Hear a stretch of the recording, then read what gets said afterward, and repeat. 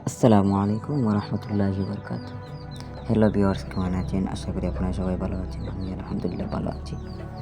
আজকে আমি আপনাদেরকে দেখাবো আমাদের ত্রিপুরার একটি জায়গা, অনেক সুন্দর একটি জায়গা। সেই জায়গা মধ্যে আমরা কয়েকদিন আগে গিয়েছিলাম আমাদের একটি ভিডিও শুটিংয়ের জন্য।